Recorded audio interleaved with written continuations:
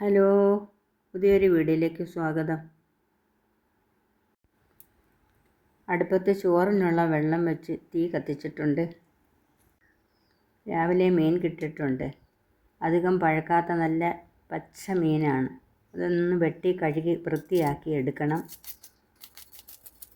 ഇതിനിടയ്ക്ക് തീ അണയാതെ ഇടയ്ക്കൊന്ന് കത്തിച്ചു കൊടുക്കണം. വീണ്ടും മീൻ വെട്ടി കഴുകി നല്ലപോലെ വൃത്തിയാക്കി എടുക്കാം.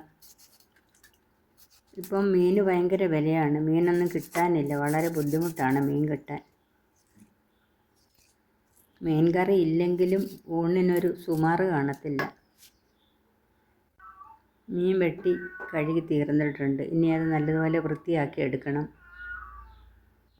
ഇനി മീൻ കറിക്കുള്ള അരപ്പ് റെഡിയാക്കി എടുക്കാം. മിക്സിയിലിട്ട് തേങ്ങ, മുളക് പൊടി, മഞ്ഞൾപ്പൊടി, ജീരകപ്പൊടി ഇതെല്ലാം ഇട്ട് നല്ലതുപോലെ അരച്ചെടുക്കുക.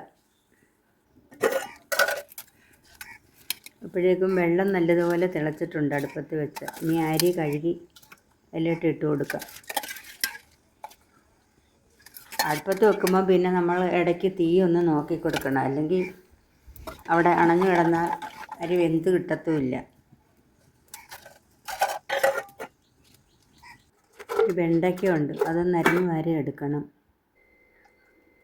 ഇനി ചട്ടി എടുത്ത് മീൻ കറിക്കുള്ള അരപ്പിട്ട് കൊടുക്കുക. ജാറെല്ലാം കഴുകി പാകത്തിനുള്ള വെള്ളം ഒഴിച്ച് കൊടുക്കുക. പുളിവെള്ളം ഒഴിച്ച് കൊടുക്കുക. ഉപ്പിട്ട് കൊടുക്കാം. കറിവേപ്പില ഇട്ട് കൊടുക്കാം. ഇനി നല്ലതുപോലെ ഒന്ന് ഇളക്കിയിട്ട് മീൻ കഷ്ണങ്ങളെല്ലാം ഇട്ട് കൊടുക്കുക. ഒരു തക്കാളി കൂടി അരിഞ്ഞത് ഇട്ട് കൊടുത്തിട്ടുണ്ട്. ഇനി വറുക്കാനുള്ള മീനുള്ള അരപ്പ് പുരട്ടി വയ്ക്കാം. മീൻ കറി വേകുമ്പോഴത്തേക്ക് വറുക്കാനുള്ള മീൻ വറുത്തെടുക്കാം. മീൻ കറി നല്ലതുപോലെ തിളച്ച് വരുന്നുണ്ട്. ഒന്നുകൂടി അടച്ച് വയ്ക്കാം. ഉലുവ വറുത്ത് ഒഴിച്ച് കൊടുക്കുക. ഉലുവ വറുത്തൊഴിച്ച് ഇനി കുറച്ച് നേരം കൂടി അടച്ച് വയ്ക്കാം.